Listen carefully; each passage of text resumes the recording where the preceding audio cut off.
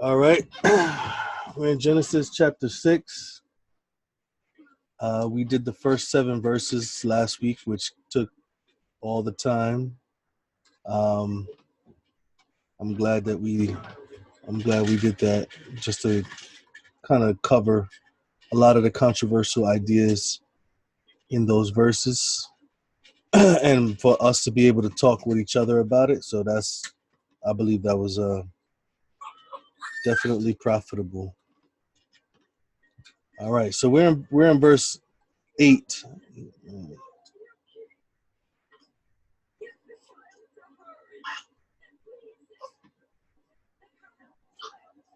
All right, so I'm gonna read verse 8 to 14, and I'm pretty sure that's pretty much self-explanatory. But maybe you guys could pull something out. All right, so Genesis chapter 6, looking at verse 8 to 14, and it says, "But Noah found grace in the eyes of Yah." So he found grace in the eyes of Yah. "These are the generations of Noah. Noah was a righteous man. He was perfect in his generation. Noah walked with Elohim. And Noah begot 3 sons, Shem, Ham, and Japheth. The earth was also corrupt before Elohim, and the earth was filled with violence. And Elohim looked upon the earth, and behold, it was corrupt, for all flesh had corrupted his way upon the earth. And Elohim said unto Noah, the end of all flesh is come before me, for the earth is filled with violence through them, and behold, I will destroy them with the earth. Make thee an ark of gopher wood. Rooms shall you make in the ark, and shall pitch it within and without with pitch." All right, so this is pretty much self-explanatory. If you guys want to, if you guys could point out anything that I don't see, you could definitely raise your hand and do so. There's this recognition of Noah, so it's bringing about the situation with mankind, the situation with everybody on this earth, the controversy that he has with all the inhabitants, but then he's emphasizing on the ones that is serving him. So we don't want to get confused with certain wording, like he's very specific as to who he's destroying. He's destroying those who have corrupted their way. Verse 12, Elohim looked upon the earth, and behold, it was corrupt, because all the flesh had corrupted his way upon the earth. But we know that Noah is not a part of that context of all flesh. You know, sometimes we get confused when it says all life, all manner of this, all manner of that. But there's a even though it says all, there's a very specific view of what Yah is referring to. He's talking about all flesh that corrupted their way on the earth will be destroyed. We know that Noah's grandfather Methuselah was a righteous man as well. So we know that he wasn't destroyed, but he died before this time. And I believe that during these situations where a large collective group of individuals have been destroyed, there were few faithful in between that Yah preserved or allowed to, be put to rest before the destruction came about. So so we don't have to be confused about that. But it's very clear cut. Mankind has corrupted themselves. They have put in their hearts only to do wickedness. They have demonstrated on the earth wickedness. And there's a verse. I knew we were going to do this. There's a verse about giving us some detail on what was happening during this time by the Messiah. You know those verses where it says, just as the days of Noah was, so shall the coming of the Son of Man be? There's a few times in which that was mentioned where there was a little bit of detail as to what was going on at that time. I mean, let me see if I can find it. If you guys could find it, let me know. I'll be looking for it. I think it's talking about the days of Noah, just as the days of Noah, so shall the coming of the Son of Man be. Matthew. We're gonna look at two spots in the Gospels. Matthew 24.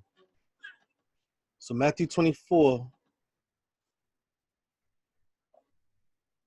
Messiah gives us a little bit more insight as to what type of things or what they were doing at the time. Matthew 24, he says in verse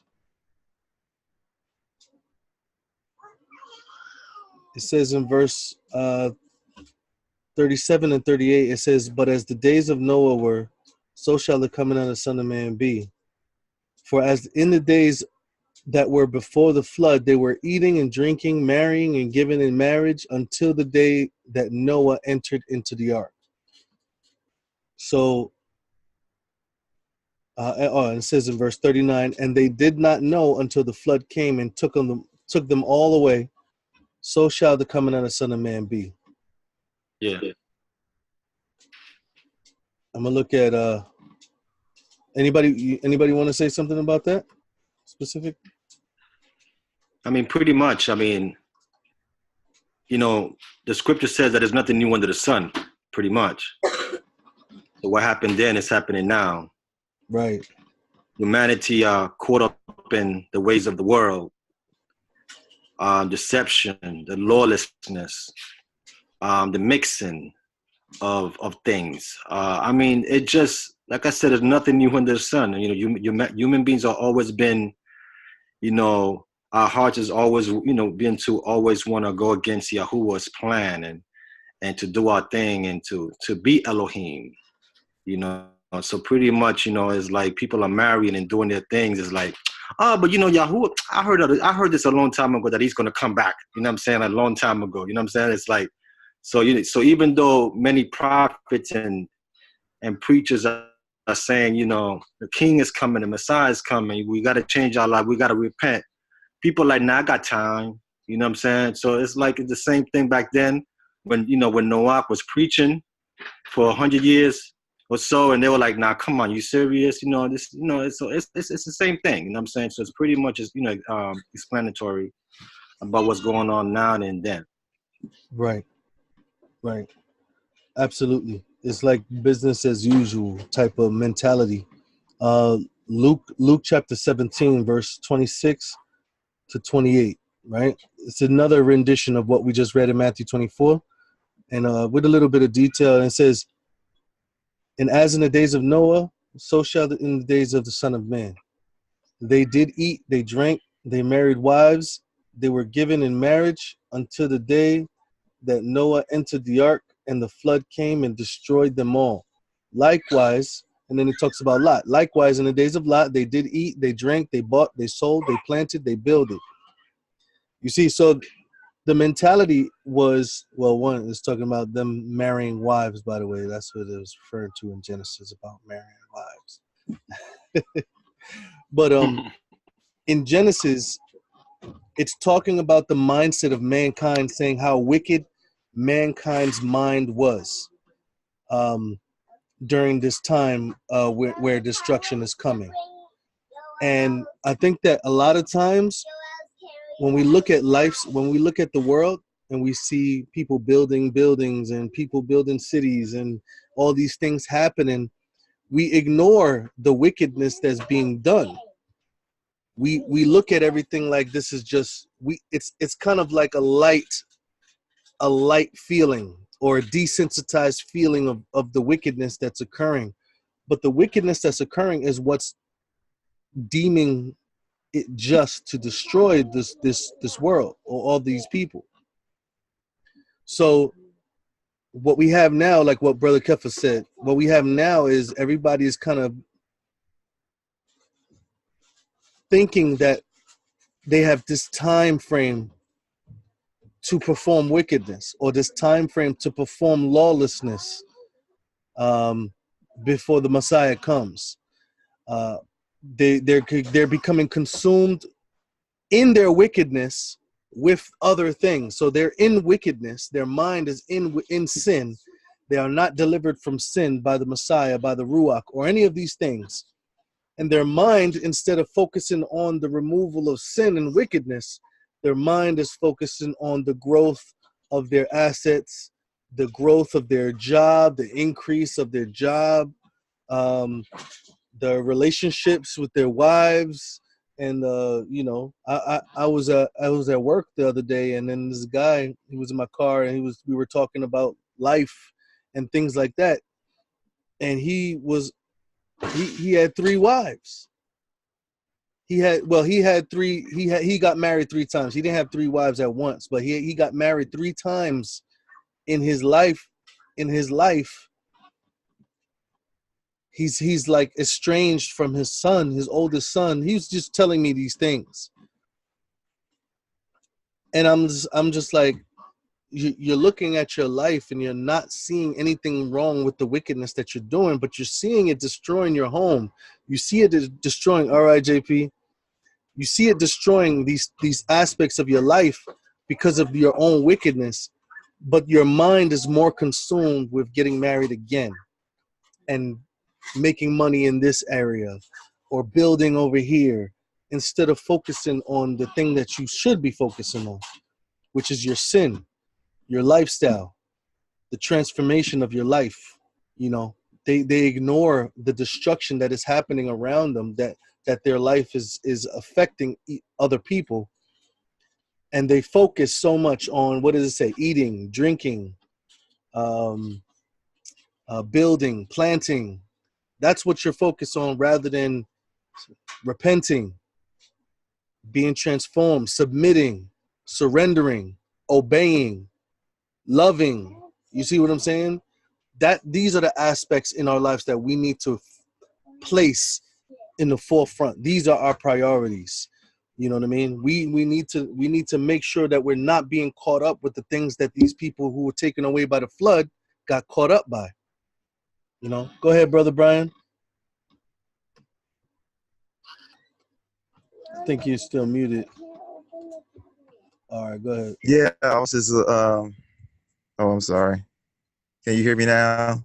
Yeah, we can hear you now, Brian. You good? Oh, okay.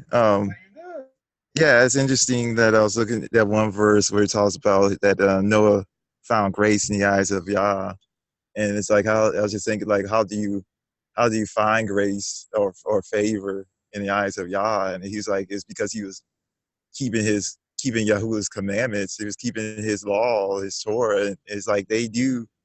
Even back then, they knew, he had an understanding, like his law was preserved. You see that with Abel. You see it with Enoch, we talked about, and things, and they understood. They were like, they knew Yah, and it's like you're in this horrible situation where, like you say, you're desensitized. You could get desensitized to the iniquity, desensitized to the evil. But then, like, when you come into this walk and things, it's like, I know for myself, it's like you become just like an awareness of just awareness of his holiness and his righteousness, and then you're just like also an awareness of your own iniquity and the iniquity all around you. And it's like, sometimes it's like, it's like I should say overwhelming, but it's like the seriousness of it is like, sometimes just like pray, like, Yah, preserve me with your Ruach, preserve your remnant with your Ruach against this evil hour. How you can see, like, the iniquity is becoming so great in the land and the earth is like groaning and travailing as a woman in childbirth, and you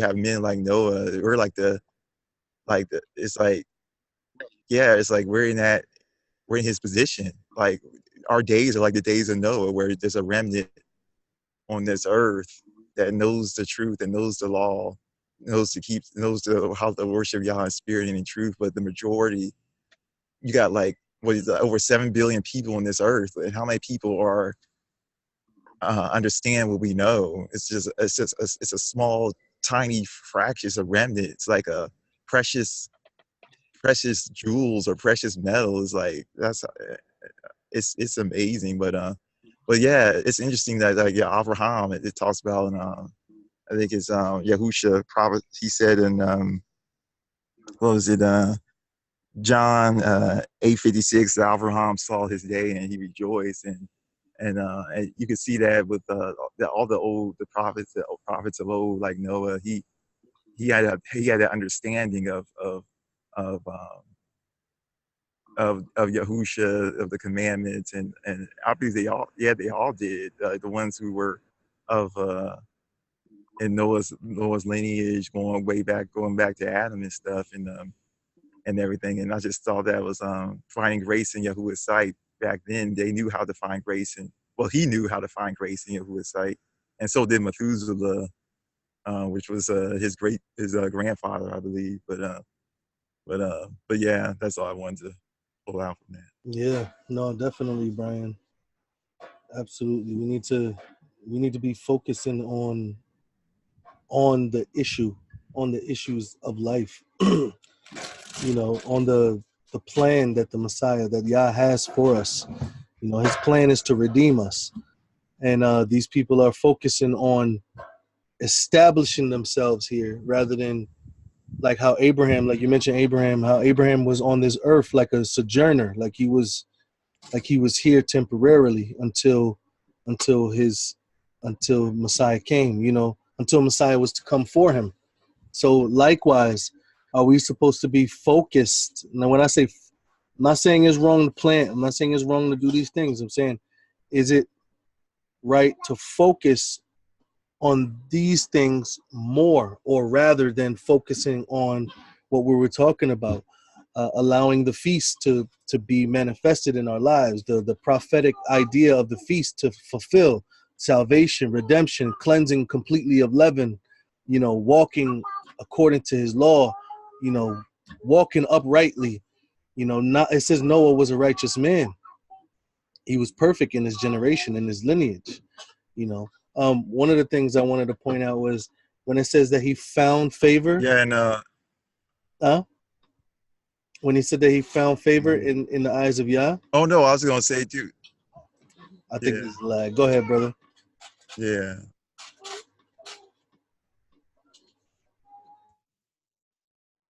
Oh no, I was going to mention real quick. It was interesting. Like I think it's in the book of Yasharal. It talks about how Abraham, he actually was under Noah's household for a period of time to learn of the ways of Yah.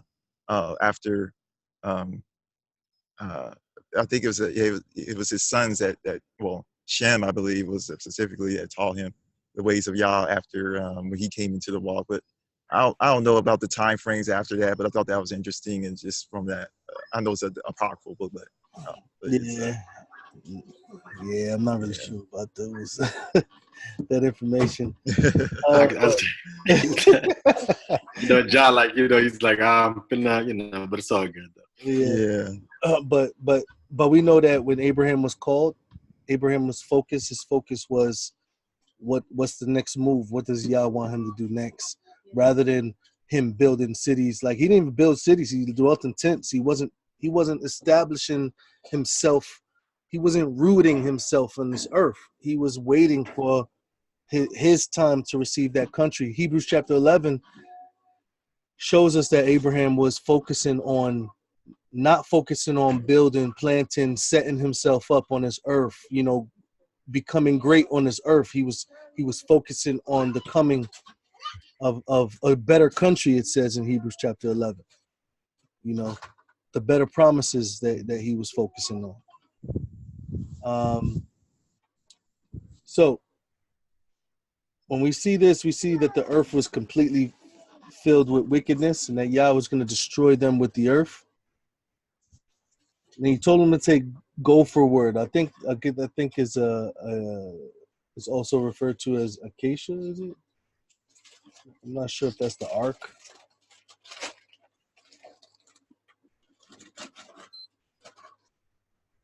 Yeah, cypress. I think that's what the wood is. The gopher wood is like a cypress from the cypress tree. And also found, when he says that he found favor in the eyes of Yah, that word found in Hebrew is the word natsah, and it means to attain. It means to acquire. So it says that Noah acquired it or received favor from Yah. Showing that it's not Noah that can look for it and find something, but it's Yah that gives it, and it's us that receives it. It's the gift. The favor of Yah is the gift from Yah. So that word found is actually should say acquire or received favor in the eyes of Yah, which shows a lot, as to how that our faith is what allows us to obtain that favor from him. All right, so let's go look at verse 15 to 22. Verse 15 to 22. It says, anybody want to read or just want me to keep reading? I can read. Just keep going. Oh, all right, Brian. 15, Genesis 6, verse 15 to 22. Okay. And this is the fashion which thou shalt make it. Of the length of the ark shall be 300 cubits, the breadth of it 50 cubits, the height of it 30 cubits. A window shalt thou make to the ark, and in a cubit shalt thou finish it above, and the door of the ark shalt thou set in the side thereof, with lower, second, and third stones shalt thou make it. And behold, I, even I, do bring a flood of waters upon the earth to destroy all flesh, wherein is the breath of life from under heaven, and everything that is in the earth shall die.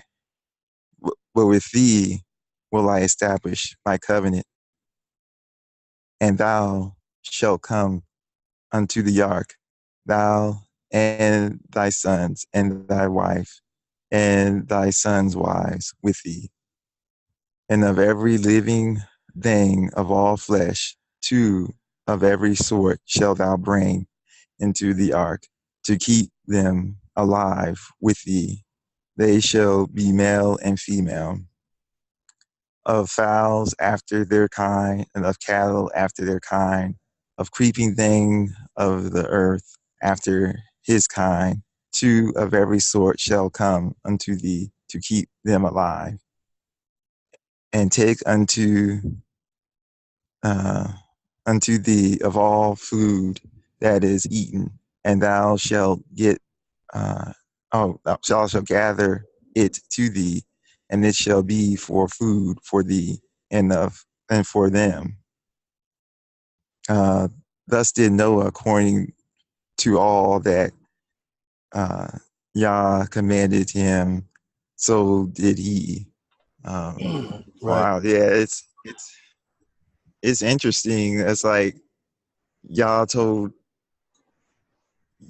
Adam to, I mean, not Adam, Noah to do all this stuff. And it's like he already knew. Like, I don't know how many people was on the earth at that time, but I'm sure, like, if everybody repented on the earth, they wouldn't have been all able to fit on that boat. But Yah knew, it's like, I think Yah knew that it was only going to be, at the end of the day, it was only going to be him and his family and stuff. And it's like, even today, it's like that remnant, the idea of the remnant you see throughout scripture. There's always that, it's like that remnant. It's like Yahusha said, that people, it's only a remnant that's going to find a narrow path. And it's like a type, it's like a that whole episode, the whole thing is like a type and shadow of the end times, the coming of Yahusha and judgment on this earth and everything, and only a remnant is going to actually come into this, endure into the end, basically, and all that. So it's interesting. Yeah, definitely. I believe that if everybody would have repented, it would have been like Nineveh, like how Nineveh was told that they would be destroyed, and Nineveh repented, and the destruction was not done. It was not. They were not destroyed. The reason why he's destroying is because of the wickedness of man. If man would have repented, there wouldn't have been a necessity to destroy the earth. Those statements of destruction are always conditioned to whether the people repent or not. When he did it, when he approached Israel many times in that same way. Like, Israel will be destroyed, but if you repent, I will keep from this destruction. There was certain moments, like when Babylon was coming, where he said, that's it, you're going to have to learn the hard way. But he told them to give themselves over to slavery until a time where he would deliver them again. But usually the destruction is usually conditioned to obedience and repentance. So this ark was, anybody knows how to interpret verse 15? Verse 16, it says that the ark was 3 stories high. 3 stories high. And verse 15, it says that the length of the ark was 300 cubits, the breadth was 50 cubits, and the height was 30 cubits. Anybody has a modern measurement? Yeah. Basically, now cubit is about the size of your forearm, right? From your hand to your forearm. But it says right here, the cubit measure, the shape of the boat, the ark was about 450 feet long, right? Oh. 65 feet wide and 45 feet high. So it was a pretty big boat, so explaining the cubits and the measure of the boat through cubits and width and breadth. So 30 cubits was basically about 45, I believe, feet high, about 75 feet wide. And 50 cubit was about, 300 cubits was about 300 was about 450 feet, 450 feet wide, feet long. That's what I got. That's like 4.5 football fields. Yeah, it's pretty big. It's the size of a modern tank ship right now. The modern ship that we have right now is really big. 4 football fields. What you gonna say? So it's pretty much what happened. No. Go ahead. Yeah, it was about the size of 4 football field. It was a big ark. Pretty big. Rick, you was gonna say something? Yeah, cubic is a 1.5 feet, basically. So we can kind of determine so we're looking at 300 cubic. Yeah, you said 450 feet. Yeah. What is there? 3 feet in a yard, right? Yeah, that would be 450. So it's just a little over a football field. Football is 100 yards. So how many? So that would make it right around 100 yards or something, right? Right about. Yeah. Okay, so like the size of a football field. There's 3 foot to a yard, and we got 450 feet, whatever that works out to be. You said how many feet for a yard? 1.5 feet per cubic. It was there 3 feet in a yard. So 3 feet in a yard, and we're looking at 450 feet. So it's a little over a football field. So it's like 300 feet in a football field. So it's like a football field in a half or so, huh? In a half. Yeah. So it's like 1.5 football field. 150 yards. It's about 150 yards. So it's like a 1.5 football fields long. That's still long. Well, it's not 4 football fields. My mistake. It's about Yeah, It's about that. I thought it was like 4 football fields. So it's It's like not that big. Not that. 1.5. I think I think he was looking at it through yardage. Like, you know. Yeah, I was flipping the yards in the foot. Yeah, that's what I was thinking. So it's like 150 yards. So it's like 1.5 football field in length. That's pretty It's a long. pretty good. That is pretty long still. I wonder how long. Football field is about 100 yards. yeah. Yes, so a football field, like the width of a football field is about 50 feet wide.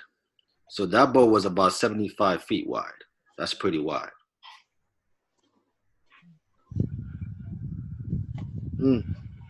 Definitely. I like this because it gives us a picture. If we can, sometimes when we put it in a picture in our minds, it helps us to grasp the reality of it, you know, rather than just hearing us talk about what it is. We're putting it in terms where we can visualize it, so that way it won't be just a story, you know, it'll be like something that's real. The engineering it required to build something like that back then, it's amazing that Yahuwah had to like bless Noah with the know-how, like the GQ to do something like that. That's like, yeah, the engineering to do that back then. It's like wow. It's like, Oh, I definitely believe that. Yeah, I wonder how he did it. yeah, I definitely believe that. Read Yeah, my mind. wisdom to do it.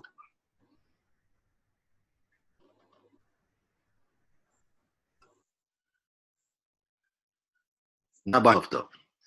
Definitely not by himself. Oh no, I mean, he had other kids, so. Some people said it was the angels, the angels that was helping him, the giants or whatever. But I don't agree with that. Oh man, you watching? Yeah, he might have had some good angels that helped him. I don't know. Nah, I mean, I doubt that. I think it was him and his sons. I think I look at what the modern day like aircraft carriers are. Yeah, They're only 1,000 Yeah. feet. they're like what? So they're 1,092 feet, which is like 330 feet, 333 yards, right? Or is that correct? 333 yards. Oh wait, that's way longer than a. 1,092 feet. 3 feet. Is that correct? So that would be 333 meters, whatever that is. I'm just trying to compare that to some modern ships to see how they compare, you know? Right. Yeah, that's like 4 football fields long or something, is it? No, 300 feet into 1,100 and something. That's almost 4 football fields. An modern oil tanker is about close to 400 feet. You know, so I mean, when I was looking, you know, I believe it's about 400 and something feet. So I mean, it's pretty. So that big. Comparable, anyways, in there in the scope of things. Right. So now we have. Yeah, if the aircraft carrier is 1,100 feet.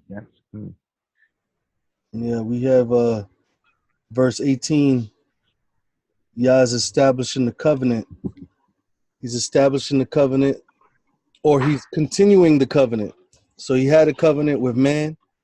He had a covenant with those who called on his name, and now he's establishing the covenant, or continuing, or renewing, and continuing the covenant that he established with Noah. Now, Noah and his sons and his wives and his sons' wives. Now, many people get confused about the 2 of every sort that they brought into the ark. Now, we know that in the next chapter is going to talk about the 7s, but here is referring to the sort. He's talking about male and female. So when he says 2, he's referring to male and female here. He's not referring to like two actual animals. Like he's he is. He's referring to 2, but he's referring to the male and female aspect of the animal. So that way, continuity. What did it say? So that way it can it says to keep them alive, to keep them alive. And in verse 20 it says the fowls after his kind, the cattle, every creeping thing of the earth after his kind, 2 of every sort shall come in to keep them alive. So 2 for continuity of male and female animals, for the continuity of the animals, the animal life. Interesting that he only does that with the unclean animals, and but then he gives us 7 of the pairs of the clean. Right. Then he gives us another instruction. First he tells them get the male and female, get the 2, the male and female, and then he goes get 2 of each unclean, and then so it wasn't 2 unclean, it was 2 couples. It was 2 couples of unclean animals. It was 7 couples of clean.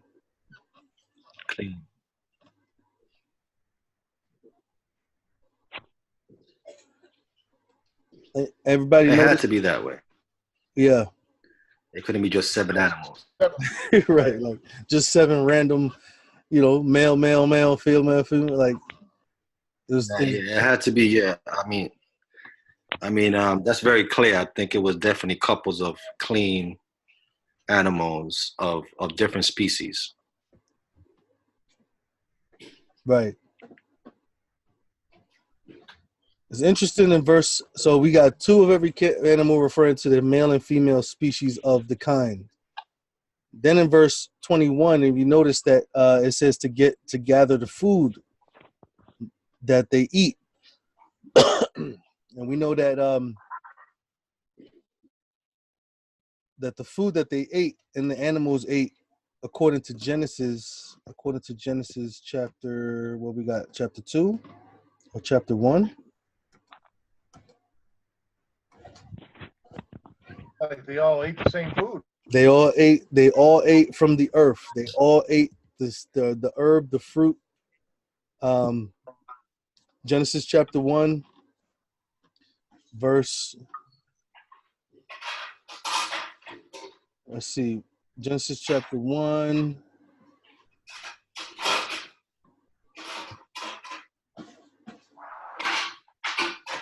verse 29, where it says, behold, I give you every herb bearing seed which is upon the face of all the earth, and every tree, which is the fruit of the tree yielded seed. To you it shall be for food. So it shall be for food to you. And then it says in verse 30 of Genesis chapter 1, to every beast of the earth and every fowl of the air and everything that creeps upon the earth, that there is life, I have given every green herb for food. And it was so.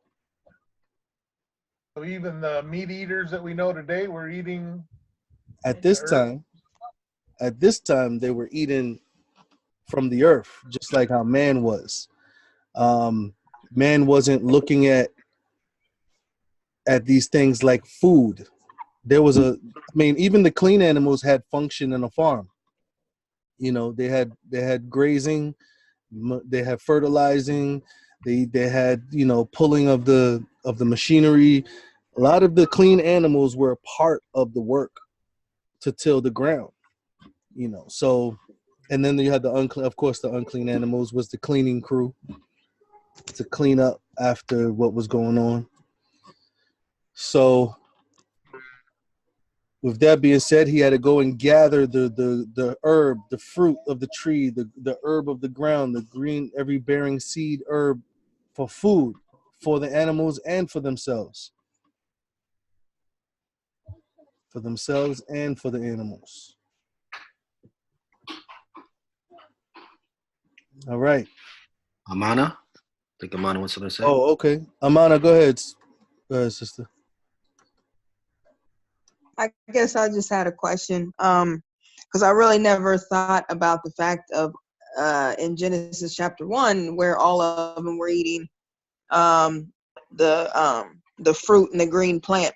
So does it say when animals started eating animals then? It doesn't say when that started, but it does say when Yah allowed the eating of animals. which was when, in I believe it's Genesis chapter 9, when Noah, I believe when he told Noah the dynamic of survival at that time, since all vegetation was destroyed, it was also, yes, that command also went towards the animals. That's the only thing I could think of. I don't see any actual command in which animals would then switch. We just know as man began to degrade, as man began to consume each other, animals began to consume each other as well. Yeah, but the first time that he said it was in Genesis chapter 9 to Noah. He was referring to creeping things like bugs, and he says, every creeping thing that lives, that shall be food for you, even as the green herb. Oh yeah, here's a little side note. In Genesis chapter 9, verse 3, where it says every moving thing, that word moving thing is actually creeping thing. So I know everybody's like, he could eat every moving thing. No, it's every creeping thing was for food. And then if he ate animals, he would have to refrain from eating the blood of the beast. So when you think about this all in context, how much food did they have to gather to feed all of the animals and themselves for not only but the 40 days that they were in the ship, but also after that, because it was all flooded, there wouldn't have been nothing on the earth for food afterwards. So maybe that's when they started the animal eating thing after that, maybe, or something. I don't know. I don't tell you the truth. I don't know, because they would have to. That's what I'm saying. That's the only thing that will click in my mind as to when animals started to do that, because that's when man started to do it. That's when Noah started to partake in flesh meat, in flesh food. So he's starting to do it. I figured the animals would also start to do that as well. Yeah, I thought so too. I think so. But I mean, that's to me. you still got the animals that don't eat meat, though. So you still have. Well, that is true. So I can't really pinpoint why, because there were animals that do not eat other animals even now. So maybe that was the purpose. Maybe that was the purpose that animals was, the animals was, their purpose was to eat grass. You know what I'm saying? And so I believe that was the intention, that it was supposed to eat from the ground or whatever it is. So I mean, something happened, I guess, because a man was cursed. I guess the animals were cursed too, because if you think about it, Yah wanted to destroy man and also the beasts of the fields. He wanted to destroy both. So something happened where, what happened with the sins of the world affected the creatures, the living things of the, of the land. So, that's a possibility. no, Yeah, it's interesting that you look at animals like gorillas, like they're like very powerful, strong beasts, and they don't eat meat. right, And it's like amazing. right. They're like, the strongest, Like, one of the strongest beasts, and they're vegetarian. and one of the main diet is kale. They love to eat kale. Yeah, kale is just like a superfood. Everything that we get from animals is not even secondary, because it's processed to a certain point where we don't even get half of what they received as nutrients. You know what I mean? So that's funny. That's why like a whole meal is meat and vegetables. If you had vegetables, you would get the full amount, but you eat meat, you're going to need vegetables, you're going to need grain, you're going to need other stuff. If you eat vegetables, it will give you everything that you need. You know what I mean? So that's a funny thing that the triangle that they teach you in school, Mm-hmm. that food triangle. Yeah, vegetables. The food. Yeah. That triangle will kill you. Don't. Man, I studied that thing. That thing will kill you. I think it has bacon too, right? There's always a picture of something in there, some unclean food in there. But yeah, let's look at a couple more verses from chapter 7 because it's kind of going along the same lines. I'm gonna read the next 6 verses from chapter 7, and then we're probably gonna stop. Let's stop at verse 12 of Genesis 7.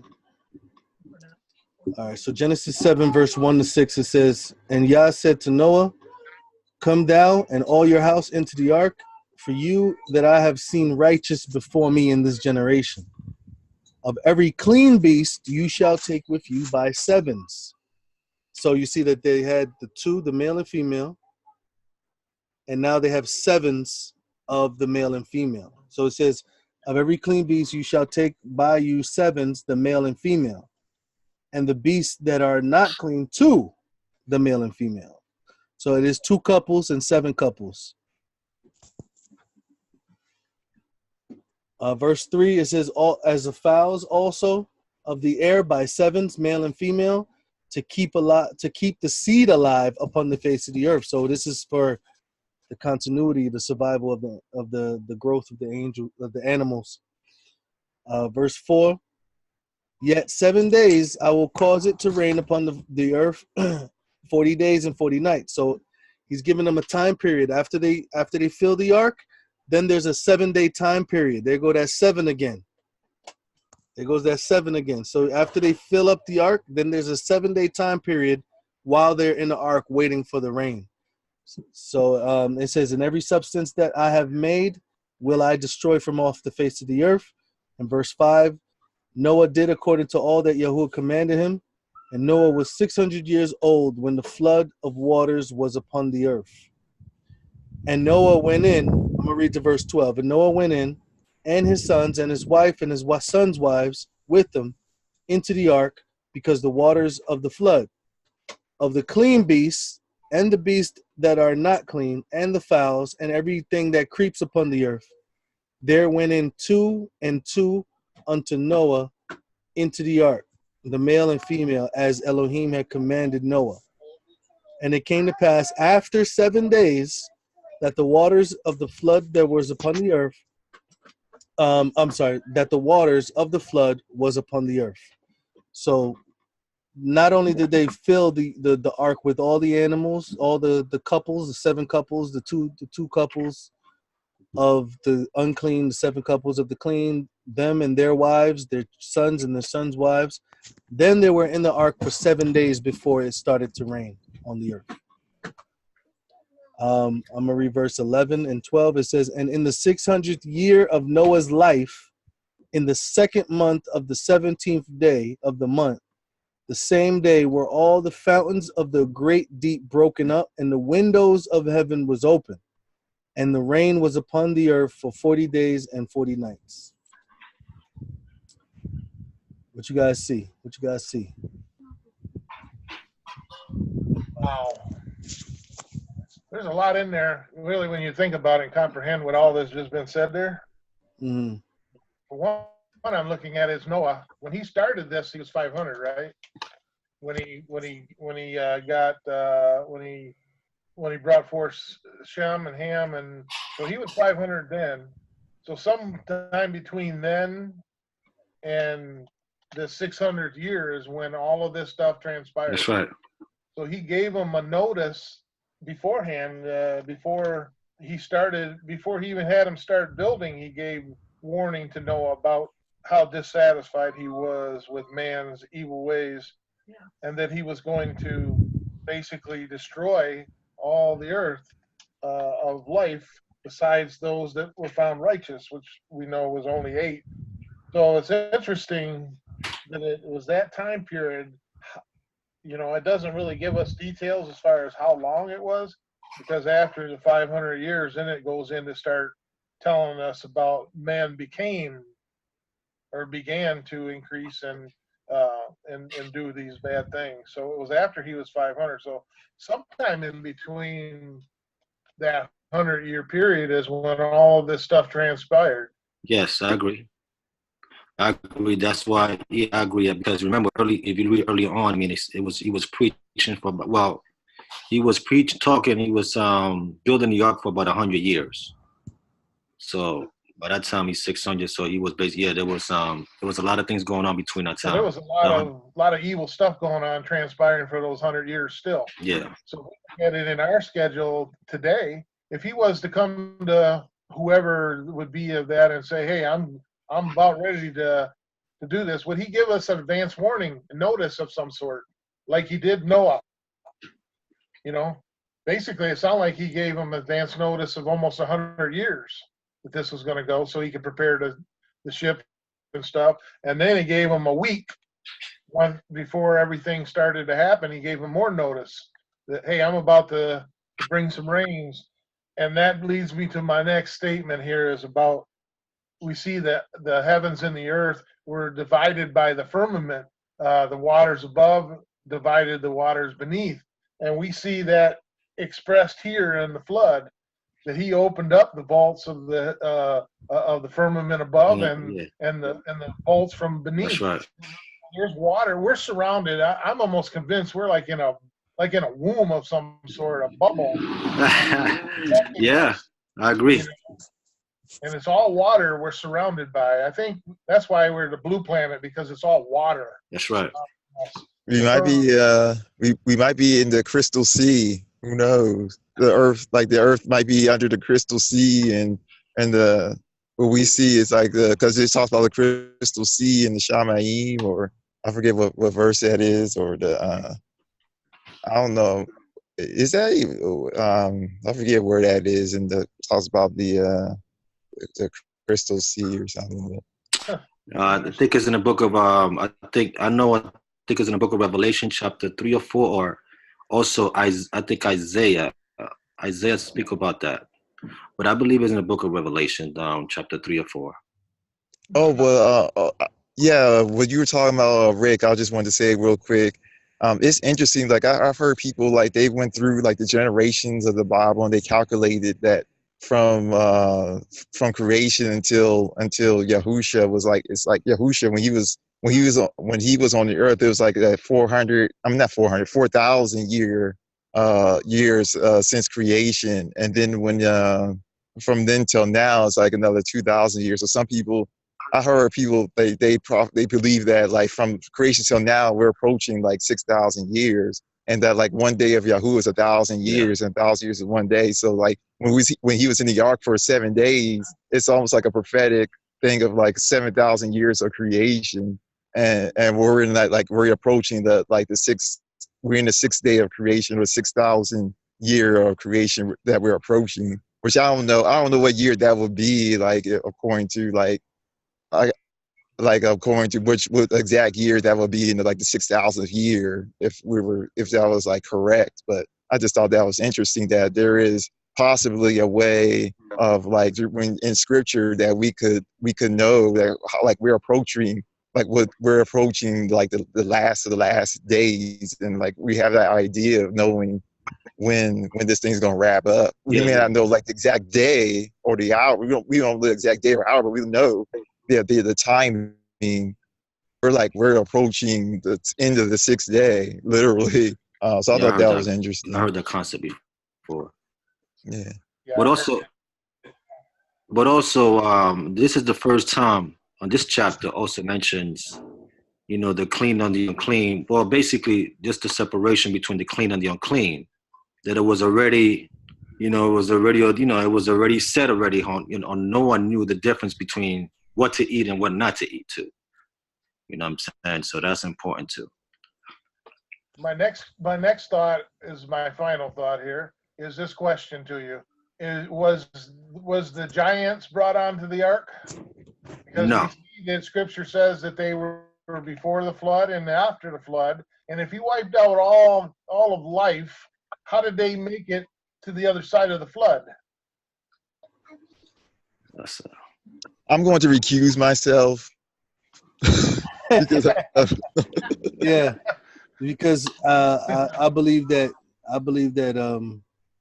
mankind that was living 600 800, 900 years were giants. I don't think that they were 5'5". I believe that they were they were. So the question is, so the question is, what do you think Noah was also like? If you think about it, all these men, they live a long time. So that means that Adam, Noah, all these guys were not average height guys, because they live a long time for 600-700 years. So that means that they weren't regular sized people. I don't think that their bodies were like. Well, no. Well, medically though, there's a yeah. They had to be giants too. They had to be like, according to our height, they had to be pretty tall.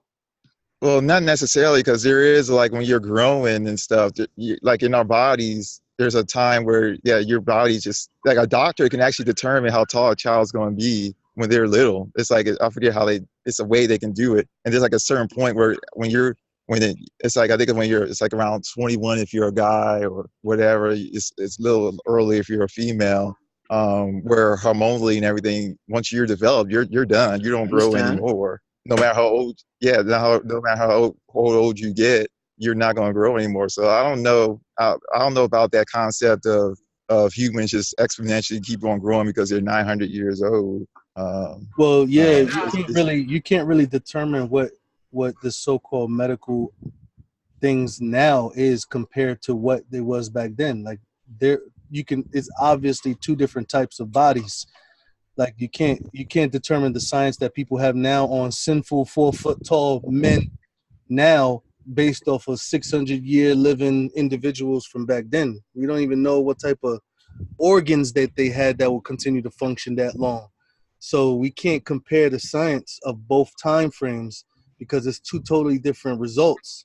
You know what I mean? So as far as the whole men stop growing at 20, 23, women stop growing at 20, like I don't think that would even compare to what was going on back then. You had women having children at like 80. You had men having children at like 100. You know what I mean? You don't have that now. You have menopause at like 40, 45 or whatever. You see what I'm saying? So the science between them both don't connect. So we can't base science that we have now on how their bodies were back then. You know what I mean? So, I mean, I don't know how their growth spurts were. I don't know. You know what I mean? Look at Goliath. He's from the lineage of Ham. He's from Ham's lineage. You know what I mean? So why did he grow to 9 feet tall? How much you have? Because I want to make it. Well, you already know why I think. I know what you think, but he's from Ham's lineage. That's all we have from scripture. We could speculate a lot, but we can't really base anything that's happening with us and our bodies now, because it says that David even says that Yah is designated for us to live to 70 in the book of Psalms. So he says that our lives is given to like 70. Anything after that is borrowed time. So how they're living 900, 600 years? The only thing I can conclude is that their bodies did not function the same way as our bodies today. Their bodies didn't deteriorate the rate that our bodies are deteriorating today, nor were they affected by the things that our bodies are affected by today. So it's interesting when you look at when you look. But when you look at creation though, it's like everything is like proportionate. Like you look at like an apple for instance, like it's like proportion to like average size human beings. Like if you was like a giant and you took like if you was like 9 or 10 feet tall, you took an apple, it'd be like look like a golf ball in your hand. And it's like it looks like when we look at creation, like it's like everything is proportionate to the size human beings that we have now. Like when you look at the fruits and vegetables and things like that. I don't know. Yeah, but again, that's looking at creation after the flood and we're looking at how it was before, I mean, I can't really determine how an apple would have looked. How would an apple preserve my life to live 800 years? It's like, what kind of apple would that have looked like? Like, what kind of vegetable and fruit would those things be? Would those things be? Like, would it be glowing nutrients, so much nutrients that is glowing? Like, we can't compare creation at a different point of life with creation now, because we know that sin has deteriorated creation for, I think what you said, 6,000 years. So 6,000 years, man is getting more evil. The earth is getting more polluted. The animals are being more destroyed. You know, so right now we're at a point in which Yah's mercy, by his mercy for us, he's still providing for us from the earth. You know what I mean? Yeah. But even that now, I mean, you know that when we talk about the nutrients, the nutrients are dissipating. They're disappearing from the ground, from the earth.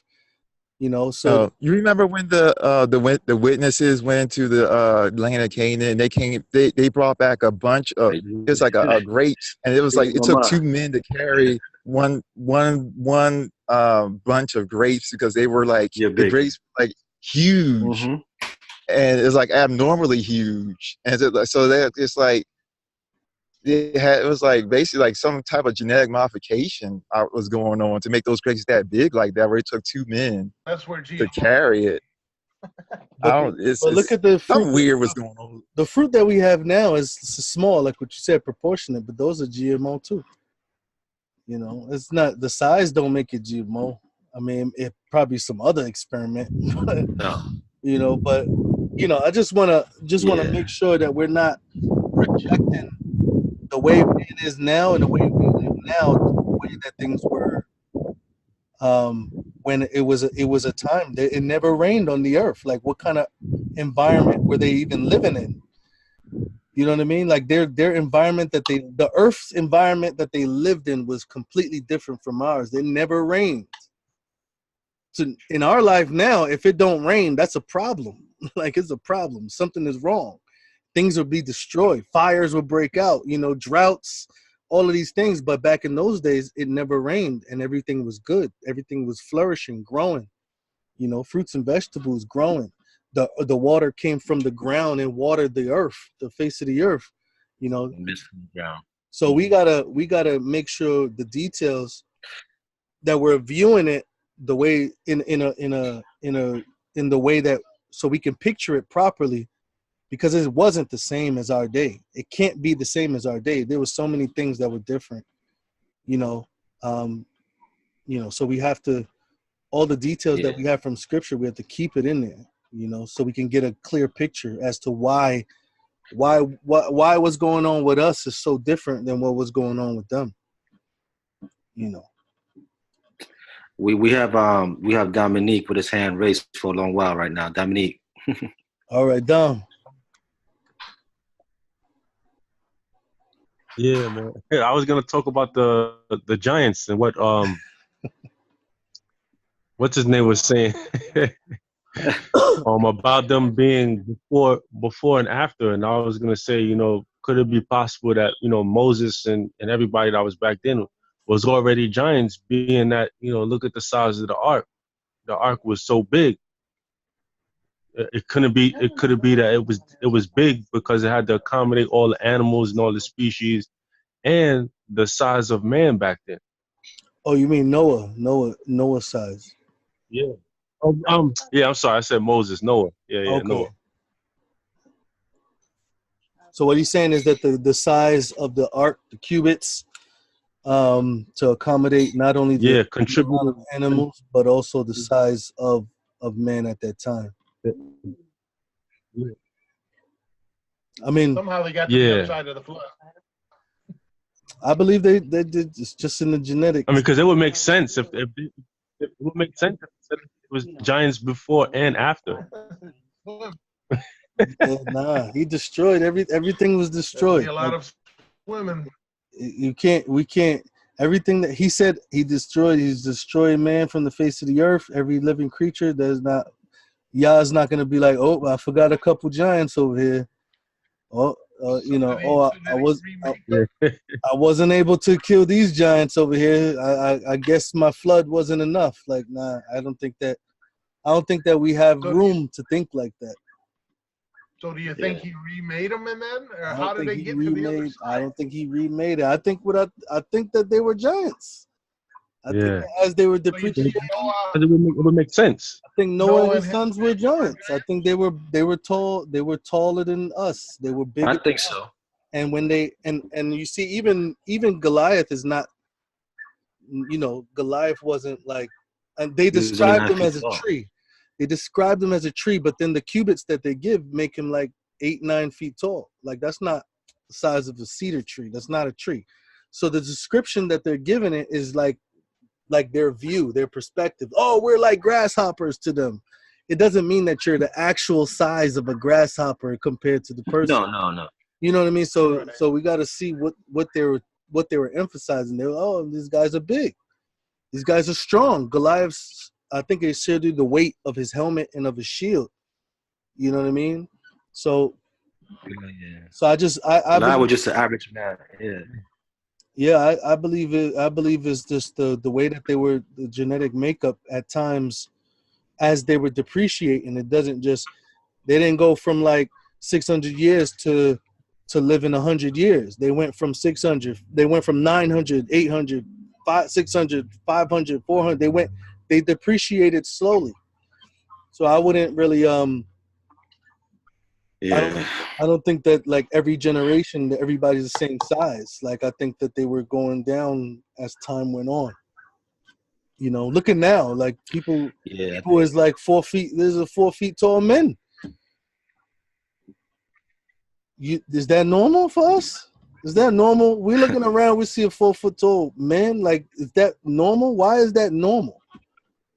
It's normal because we see it a lot. Like, that shouldn't be a normal size for a man. But I mean, Brother Rick is not a normal guy. I mean, Brother Rick is a giant. I think we have Chantel. I think Brian is a giant too. Like 6'5". We had Sister Chantel. You know what? I'm thinking that Brian is telling us about giants too much because I think he's a giant or something, man. He's trying to bring him back. Nah, I'm just kidding. Sister Chantel. Chantel, go ahead, sis. Shabbat shalom, guys. Shabbat shalom. Well, I must say that I do agree with Jadiel. One thing that supports your findings, Jadiel, when you said that you believe that they weren't of normal height of us, is that I think I can't remember the word, but anyway, usually when like the archaeologists go out and they discover like mummified bodies of people from back then in the past, if you realize when they did their studies, whether through bone samples or whatever it is through their ear, they actually can estimate the height of them, and they weren't our height now. They were really tall people, or people that we would consider to be giant nowadays, people like maybe 8 foot something. That's the size of most of those people. Also, Brian, what you have to keep in mind, remember, after the flood, because even Jadiel said it last week, after the flood, everything was never the same from there. Even our lifespan was like 120 something, right? And even Jadiel just said that we're like, our lifespan today is like 70. Anything above that, it's borrowed time, which is true. Now, you need to understand that also our crops have been affected, and most of the crops that are in today's society, the crops are GMO. They're not natural crops. I can walk in Jamaica and find some seeds that are natural. They're not GMO, but most of them are. And everything that you have been taught when it comes on to medical studies and stuff like that, you have to keep in mind. Medical science, it can only explain so much yet so little, because they're going to explain to us now based on what they have. But they can't explain to you everything that happens in the past directly, because remember, most of that was wiped out. And even if they did find things back there in the past, they're not going to really tell us, because they want to make it look as if Yah doesn't exist, you know, like the Bible is fake. So a lot of information they're not going to provide to us. So you just have to keep that in mind. But yeah, that's all I have to say so far. Yeah, thank you, Chantel. I remember when they found the ark. They found the ark on top of Mount Ararat, and they found that these anchors, and these anchors were like these huge giant rocks with holes bored right through the rock. You know, these giant rocks. They're like, I don't know how they were able to lift them. I don't know how they were able to bore a hole through them. Like, but they found them next to the ark. You know what I mean? And I think that that's also something to consider. You know, if it is true that they found the ark and that the evidence was there, those stones with the holes in those stones is like, what kind of tools did they have? Or did they bore through those things with their handheld those, you know, tools and things like that? So these big huge rocks were drilled through in order to become an anchor for the ark. So, you know, we got to keep those things in mind. Everybody who's looking for that verse about the days of man, is in Psalms chapter 90 verse 10, and it tells us that the days of man is 70, and if we have more strength than that, we can get up to 80 years, 80 years of life on this earth. So that's very little compared to what man was doing before. Go ahead, Dom. I was gonna ask a question about the flood. About like where did all the water possibly go? If that's even possible to answer. It was just a question of mine that I thought about. I think, no, that's a good question. I believe that the Earth's surface is a higher percentage of water because it's covering the Earth's surface from the past. I believe that the Earth was more like the word Eden is the term that was applied to the Earth. And the word Eden meant pleasure, and it was usually that word pleasure is usually emphasized at like a garden aspect. Like it wasn't just like a garden in the east of Eden and then everything else was just desert. Everything was like flourishing. Everything flourished. So the earth was like was watered by, the garden was watered by rivers. I don't believe that there was like oceans like you see now covering most of the earth right now. So I think that most of the land mass is actually under the water that we see now. So yeah. Oh, interesting. Okay. Yeah, so let's see. Okay, so we are in Genesis chapter 7, verse 14. We're going to stop there. We're going to stop at Genesis chapter 7, verse 14.